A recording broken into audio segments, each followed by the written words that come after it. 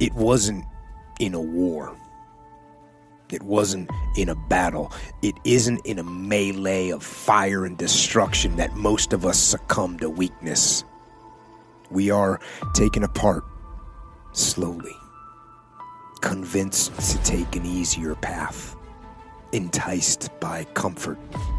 Most of us aren't defeated in one decisive battle. We are defeated one tiny, seemingly insignificant surrender at a time that chips away at who we should really be. It isn't that you wake up one day and decide, that's it, I'm going to be weak. No. It is a slow, incremental process. It chips away at our will. It chips away at our discipline. Instead of strong, you are weak. Instead of disciplined, you are disorganized and lost. Instead of moving forward and progressing, you are moving backward and decaying. And those things happen without you seeing them, without you recognizing them. So, you have to be vigilant. You have to be on guard. You have to hold the line on the seemingly insignificant little things that shouldn't matter, but things that do. The mind's a medieval motherfucker. It's constantly fighting against you. It's the only thing in the history of the fucking world that shows up on time every time. It has a tactical advantage over you. It knows your fears. It knows your insecurities. It knows everything about you. It might be the only thing in that world that knows all about you. You gotta know about it. It's gonna show up when you don't want to show up. It's gonna show up at the worst time possible when you want to be successful. It's gonna say, take the easy road. Take the easy way out. You gotta learn your brain like your brain has learned you. I wanted to be uncommon amongst uncommon people. I wanted to be the guy, I don't care if you fucking like me, I don't care if you don't understand me. I didn't give a fuck. Once I went through this journey, this path of life, you ain't got, there's a whole bunch of fucking guys that don't fucking like me. I don't give a fuck. I'm a warrior. Period. There's a lot of guys that have been in a lot more combat than me. A warrior is not always that. A warrior is a motherfucker who says, hey, I'm here again today. I'm here again tomorrow. I'm gonna be here the next day.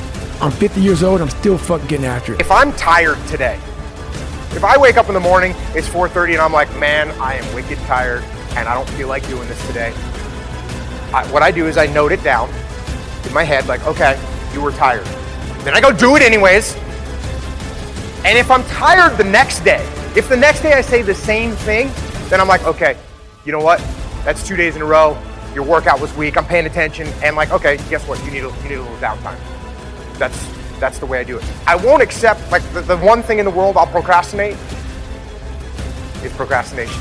So you have to keep track of, like, what's my long-term goal? My long-term goal isn't to take that machine gun nest, it's to win the war. So if you're doing something on a daily basis and you start feeling casualties, you need to assess yourself. I'm afraid of my shadow. How can I overcome that? Go in the military, get your ass kicked, do things you hate to do. Be uncomfortable every fucking day of your life. Roger that. I'm not the smartest kid in the world. Okay. Instead of somebody saying, oh no, you're smart. No, don't say that to yourself. I said to myself, no, I'm a dumb motherfucker. Okay, roger that. How you get smarter? Educate yourself. So the things that we run from the truth. We're running from the truth, man. So the only way I became successful was going towards the truth. As painful and as brutal as it is, it changed me. Whenever hardness comes, and you don't know what it is, it may be different for you than it is for me, but you go back to your insecurities. And then when you go back to your insecurities, you then look for comfort within those insecurities. And we all look for that cookie that your mom used to give you when you were sad, when you were sick. We look for our wife or our husband. We look for comfort. It's in those moments you must retrain your mind to think differently in hell. It means that I'm gonna try to be the best that I can be. The strongest, the fastest, the smartest. The smartest human that I can become. That's what I'm gonna go for. And I I will compare myself to others and look at them and see what they're doing, and I'll say that it is possible. How close can I get to that greatness? How close can I get to that glory? Because your mind's gonna start giving you all these questions. And if you can't answer them, you're going to quit. What I realized when I was going through Buds, Ranger School, all this 100-mile race, 200-mile races, pull-up records, my mind would come creeping in. Like when I was doing 4,030 pull-ups at 2,000 pull-ups and my hands were ripped open, my mind said, look, brother, we've done all these other things. You've proven yourself. You're good.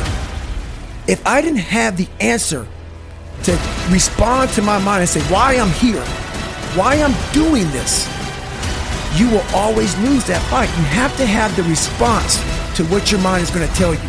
And another thing about that is self-talk. A lot of